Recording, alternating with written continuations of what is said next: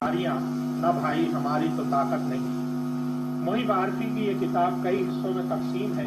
इब्तिदा में कुछ बुनियादी नौइयत के उसूली और नजरी बहसें, फिर मुख्तलिफ उन्वानात के तहत मीर के कलाम का इंतखाब और तशरीह दर्ज है, और साथ ही साथ वो मीर के निश्तरों की निशानदेही करते गए हैं। और ये देखकर बड़ी मसरत हुई कि इन निश्तरों की तादाद 72 से कहीं ज्यादा है। मीर का मवाजना गालिब से भी किया गया है, लेकिन ये हिस्सा निस्बतन मुख्तसर है, शायद इसलिए कि इस काम को भी उन्होंने आइंदा किताब पर उठा रखा है। गालिब के ज़िमन में मुहिब साहब ने लिखा है कि हर शख्स गालिब को नई हिस्सियत का अलमबरदार कहता है, लेकिन ये नहीं बताता कि नई हिस्सियत क्या है।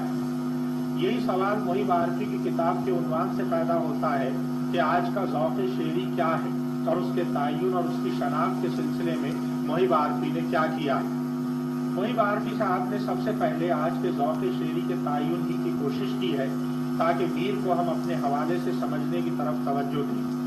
ज़ौक़ एक तजरीबी इस्तिलाह है और दीगर तजरीबी इस्तिलाहात की तरह उसे बयान या साबित करना खासा दुश्वार काम है। अगर फ़लसफ़ियाना मबाहिस की तरफ जाते हैं तो फ़लसफ़ा जमालियात से उसका नाता जुड़ता है। मग़रिब में इस मौजू पर बहुत काम हुआ है और प्लाटून और अरस्तू के बाद 19वीं सदी के जर्मनी में इस तरफ खुसूसी तवज्जो दी गई। बामगार्टन की मशहूर किताब एस्थेटिक्स 1750 में शाया हो चुकी थी। इसके बाद कांट, गोएटे, शिलर और शेलिंग के मबाहिस आते हैं, और फिर हीगल के वो मशहूर लेक्चर जो जमालियात के नाम से 2 जिल्दों में उसकी वफ़ात के बाद शाया हुए। हीगल ने जमालियात को एक साइंस के तौर पर पेश किया है और ज़ौक़ और वजदान और हुस्न जैसे मौज़ूआत पर